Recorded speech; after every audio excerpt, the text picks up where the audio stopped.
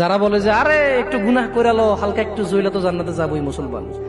একদিন যদি 50,000 বছর হয়, আধা দিন জ্বললে কয় হাজার বছর? দেখি তোর কত বড় ক্ষমতা, গ্যাস লাইট জ্বালা 3 মিনিট জল, দেখি কি লাগে তোর। মিয়া, ইসলামের সিনেমা মনে করছো না? সিনেমা মনে করছো? ইসলাম সিনেমা না। ইন্না কাউলুল্লাহি হক, আল্লাহর কথা সত্য না মিথ্যা? আল্লাহর কথা সত্য না মিথ্যা? আল্লাহ বলেছে একদিনের সমান কত বছর পৃথিবীর?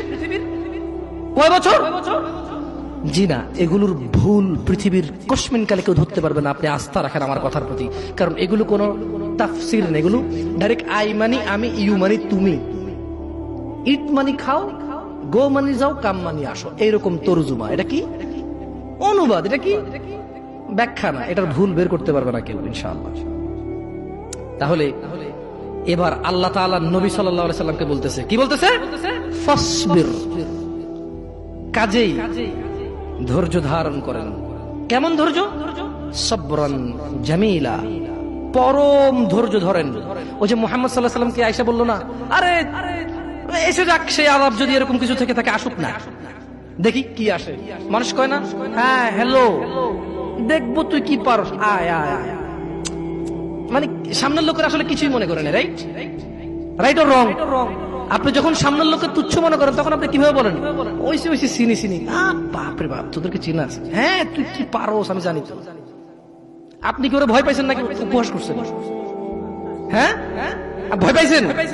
সেই জন্য আল্লাহ সুবহানাহু ওয়া তাআলা মুহাম্মদ সাল্লাল্লাহু আলাইহি ওয়াসাল্লামকে বলছে ফাসবির, ও মুহাম্মদ ধৈর্য ধারণ করেন, সবরান জামিলা, পরম ধৈর্য ধারণ করেন। ইন্নাহুম ইয়ারাউনাহু বাঈদা, তারা ওই দিনকে অনেক দূরে মনে করে, ওয়া নারাহু করিবা, আমি আল্লাহ ওই দিনকে অনেক নিকটে দেখতে পাচ্ছি।